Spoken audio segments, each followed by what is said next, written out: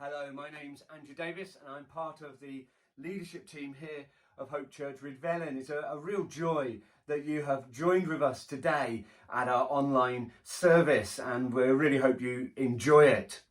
28 years ago, I proposed to my wife, Liz.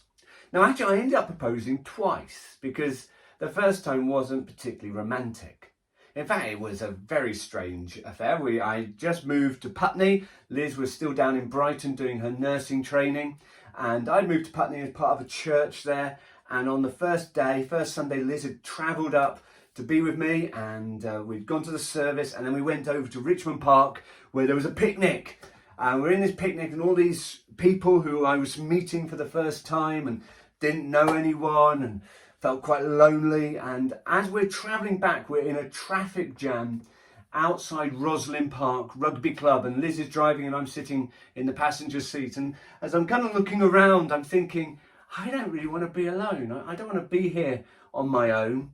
And so I just turned to Liz, and we'd only been going out with each other for a little while. I said, if I was to ask you to marry me, what would you say? And she said, well, I'd say yes. So I said, okay, I'll do it properly one time. And then eventually a month or so later, she knew something was coming. I'd gone and bought a ring in the lanes in Brighton. I remember just about to buy the ring, and I rang my dad and said, Dad, I'm thinking of asking Liz to marry me. What do you think? And he said, well, do you love her? And I said, yes. He said, well, then don't ask me, go and ask her, which was very good advice. He was good like that. And so I bought the ring, and then Liz knew there was going to be a day where I was going to ask her officially. This was going to be a proper asking. And so I took her back to where I grew up, and we went round all these different sites. And actually, I knew she knew I was going to ask her. I was going to propose. This was going to be the official proposal. So I took her to all the worst places a proposal could ever take place. I took her to my grandfather's graveside, and we're there, and I'm saying this is my grandfather's graveside, and she suddenly looks at me, and I look as if I'm going down on one knee, and this look of horror on her face. Surely he's not going to propose here. And then we took her to other places, and eventually, in a very nice spot in a field with a tree in the middle, I got down on my knee and proposed, will you marry me? And she said yes. But we weren't married. She had said yes. I then went and asked her dad, and he said, yeah, good. And the proceedings happened. 6 months later, she said, I do. In front of witnesses, in front of God, she said, I do. And we were married. There was a gap between the yes and the I do. And today I want to preach on when you say yes to God, but the movement and the battle to actually doing that which you said yes to. And so going from yes to I do. There's a gap. And, this is what I want to look at. We've started our series on Nehemiah. Ryan last week spoke on introducing the series on Nehemiah. There he is in exile. He's the cupbearer for the king. And suddenly he gets gripped as he hears this horrendous news about what is going on in Jerusalem. When he hears that the walls are in wreck and the city is open to attack.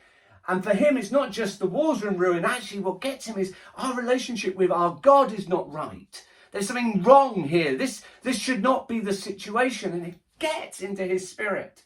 So much so that he starts praying. And in a sense, you see God having got hold of him and starts putting in front of him, will you do something about this? And Nehemiah starts praying and says, yes, I will. Yes. He says yes to God. Yes, I will do something. And the first thing we see is he's then in front of the king. He's looking sad. The king says, what is wrong? He says, my city is in ruins. The walls are in ruins. And he's upset. And the king shows favour to him and gives him a letter and gives him timber.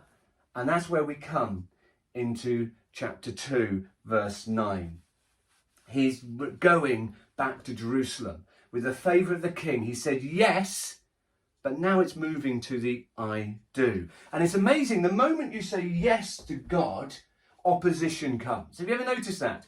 The moment where you say, yeah, I'll do that, and suddenly something happens. You may have been at like a Christian conference, maybe a New Day or an event like that, a Spring Harvest or some event, and there's been a moment where you felt God say something and you said, yes, I want to live for you. Yes, I want to live a life of integrity. Yes, I want to live righteous. Yes, I give myself to you. Yes, I give myself to the plans you've got for this nation. Oh, I want to be a history maker. And you have all that emotional moment and you've gone forward, but then you come home.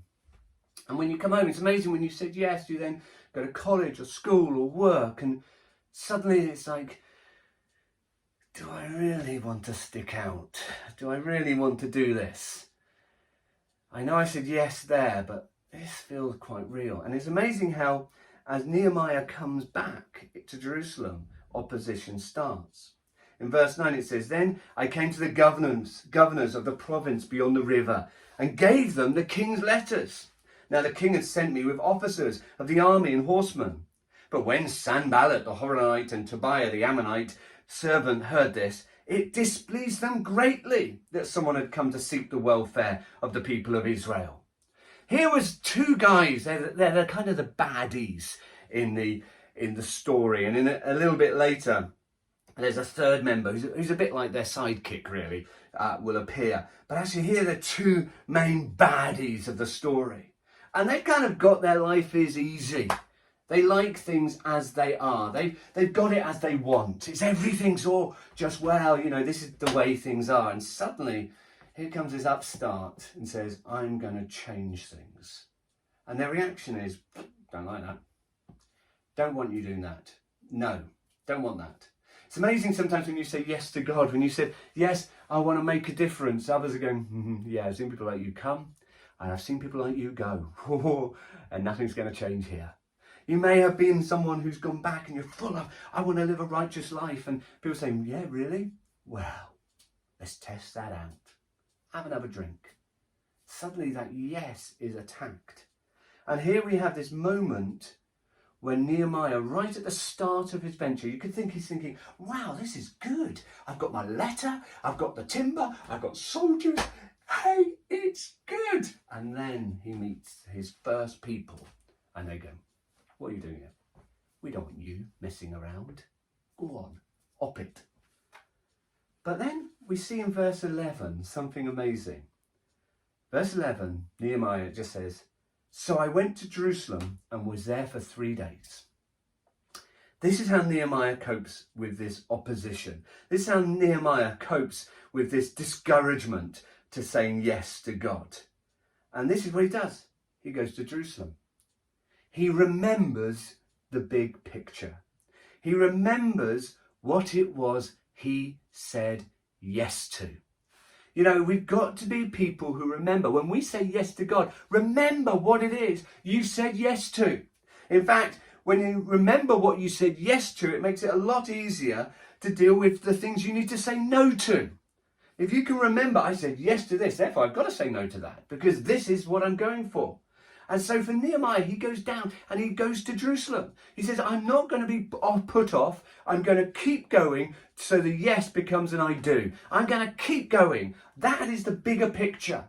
And when we say yes to God to see churches birthed around Wales, when we say yes to God to see a church birthed in Rebellion that impacts and affects this community, we've got to be a people who remember the big picture, who remember that which God has said and promised and the thing we have said yes to. The other thing that Nehemiah's got is a letter. He's got the king's letter. That king's letter comes from probably the man who's got most authority in that part of the world. The most powerful man in that part of the world has given him a letter saying, you can do this. He remembers, hold on a second, Sanballat and Tobiah, what do you mean? I've got a letter from the king. I've got permission. I have authority to do this. This letter gives you authority. Do you ever notice how after the day of Pentecost, one of the fruits on the disciples as they came out of that upper room, one of the fruits was this. They understood the authority that Jesus had. When Jesus said, all authority is mine, go and make disciples. When they came out of the upper room, empowered by the Spirit, they knew the authority Jesus had. We are doing what we're doing because we have got authority from God to do it. That is why we do it. He has given us authority.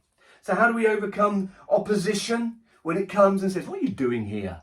How do you overcome opposition when you just come back and say, I want to live a life worthy of the call I've received. I've said yes to God to go and do this adventure. I've said yes to God to give myself. And we say, really? So yeah, actually, he's got all authority and he's called me to do this. And I've said yes. We remember the big picture. We remember we've been given authority. We keep going. And then in verse 12, we read this. Then I arose in the night, and I and a few men with me, and I told no one what my God had put into my heart to do for Jerusalem.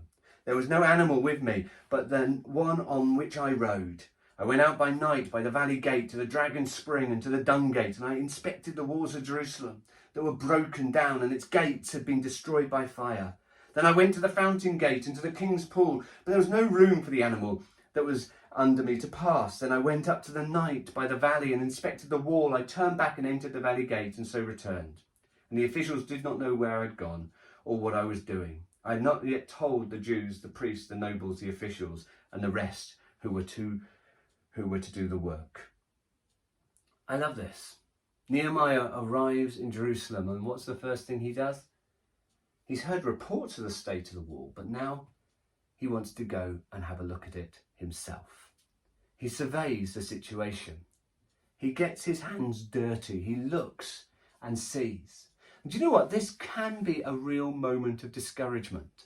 He could have gone round looking at that wall and been thinking, I heard reports, but this is so much worse.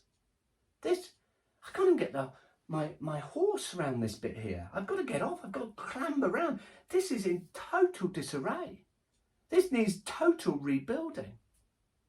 You know, what I love is he goes in and sees the state. See, we can listen to news reports that tell us the state of our nation. We can hear stories and read reports and look at status and say, cool, we must do something. But actually, the only way we're really going to know is when we get into the communities.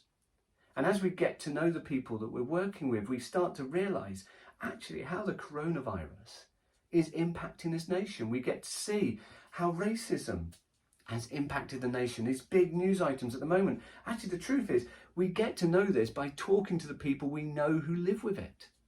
And actually, when we start to see the state of a nation, it starts to affect us, but it can also discourage. Nehemiah could have been very discouraged. We can sometimes look at the state of this nation and end up being discouraged. You know, Wales has got a great heritage of revival, great heritage of men and women of faith who have done amazing things and gone to the nations. And you can look at the nation right now and think, it's dead spiritually. Is there anyone out there interested in Christianity? You know, is anyone going to live a life that's pleasing to God anymore? You can feel discouraged. But then you need to remember, hold on, we're here because God called us to build a church, to make disciples, to baptize, to teach them all that Jesus taught us, and to see the kingdom of God come. We need to look and say, wow, for Nehemiah, when he responded, I will rebuild the wall, he's looking saying, cool, there's a job to be done here. There's rebuilding needed. When we look at Redvelin and the valleys, and when we look at the promise of birthing churches around the A470 and the nation, and we look at teaming with other churches and nations and involved in the work we're doing, when we look at these promises, you've got to say, God, there's opportunity here. What great opportunity. You see where people are when you look and get off your horse and look. But how does he overcome the potential discouragement of looking at the wall and looking at its state? How does he overcome this? Do you know what? We read it in verse 17. Then I said to them, you see the trouble we're in, how Jerusalem lies in ruins and its gates are burned. Come, let us build the wall of Jerusalem, that we may no longer suffer derision. And I told them of the hand of my God had been upon me for good, and also the words the king had spoken to me. And they said, let us arise and build. So they strengthened their hands for the good work. I love that. They strengthen their hands for the good work. See, the encouragement about the situation, and not to get discouraged when you look at the state of the walls, or you look at the state of the society, or you look at the state of the lives of the people you're trying to help, or even if you look at the state of your own life. Actually, the encouragement's this: you're not alone. You are not alone. Nehemiah needed to remember he didn't have to build this wall alone. He had to go and help and tell others, and others were going to say, we will be in this together. I always say any vision statement requires a story behind it. When someone tells us a vision, gets up and says, I believe God said this, you say, well, how did he tell you? Tell me the story. Because actually Nehemiah gets up and he says, let's rebuild the walls. And the response could have been, oh yeah, we know the walls are in disarray. Oh, thanks Johnny come lately telling us that, as if we hadn't noticed. But no, he gets up and he tells them, let's rebuild the walls. And then he talks about the favour of God on him, talks about the favour of the king on him, talks about his provision. And the response is, wow, God is on the move. See, when we say we're believing God to bless 335 lives within Rydvelin, when we talk about wanting to see that move then to 335 born and saved and added into the church, when we talk about being a church that's planted deep into the soil like a mustard seed that impacts the community, when we talk about being like a spider plant, strawberry plant, I always say spider plant, don't know why, strawberry plant shooting out bits all around the nation, it's because God has spoken. When Liz and me returned to Wales, it came with a story of God speaking to us. Dreams, other people prophesying.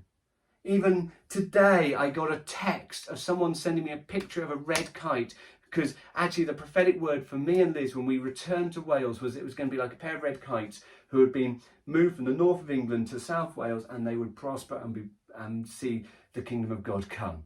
And it was funny, even as I was preparing this, a picture of a red kite was sent by someone who I don't even know if they know that word, but they said for some reason I felt to send this. There's a story behind what we're going for. When we have a vision to see churches planted, when we have a vision to see all that God's called us to do, it's because God has spoken. The story is important. But to see this come about, we've got to say, well, it's not going to be me. It's not going to be Heather or John or Ryan or Sarah. We can't do this alone. And one of the things I've always slightly struggled with is when we talk about church membership. Because for me, membership is kind of like the AA. I'm a member of the AA. Well, what's that mean? It means when I'm in trouble, I just give a ring and someone comes and helps me. It's quite a passive thing. I can be a member of a gym, which just means that really I've just got a card and they take money out. You know, membership can be very, very passive. What I think God's looking for and what we're looking for is those who will partner to build. It's a partnership. What Nehemiah was looking for was not members of Jerusalem saying, well, yeah, we'll be members of that. Yeah, that sounds really good. Yeah, we'll be members of that. We'll watch. It's good to watch people build, isn't it? Actually, no, he's looking for partners. He's looking for those who will say, you know, no, we're caught up in this vision. We're going to give ourselves to help you see this wall's built. In fact, we're going to get our hands dirty, brick by brick. We're in this together. And as a church, when we say, hey, listen, we're looking to do this in this community. We're looking to reach into this community. We're looking to impact. What we're looking for is people who will be partners and say, yeah, we'll partner in that. In the same way, we want to partner with you in the things that you said yes to God for. So, you know, for those of you who are called to be doctors, those who are teachers, those who are in all your professions that God has spoken to you and put you in those positions, we want to partner with you and say, we've got your back. We're with you in this. We want you to be the best God has called you to be as you build the kingdom of God. As we reach out to impact this community and as you reach out to impact the work community that you're in, we'll say, we're partnering with you. You're not alone. We're in this together. So let's build.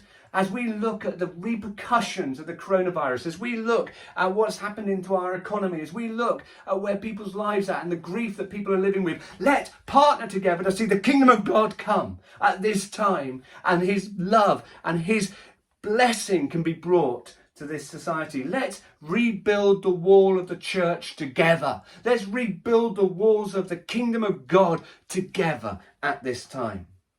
And in conclusion, you get verse 19, because Sanballat and Tobiah turn up, and they bring their sidekick Geshem with them this time. And they start jeering, and they despise them, and they say, "What are you doing? Are you rebelling against the king?" Then I replied, I love this, Nehemiah, "The God of heaven will make us prosper, and we his servants will arise and build. But you have no portion or right or claim in Jerusalem.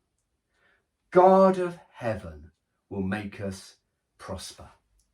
When you take your yes that you said to God and you move it to the I do, I'm going to get my hands dirty now. I am going to live that righteous life. I am going to give myself to the church. I am going to partner with these people. I'm going to give my time and energy and my money to see this kingdom be built. I'm going to give myself to this. When you partner and say, actually, I've said yes to God to be in this world that I feel called to, that people are going to support me and be in it and help to see the kingdom of God.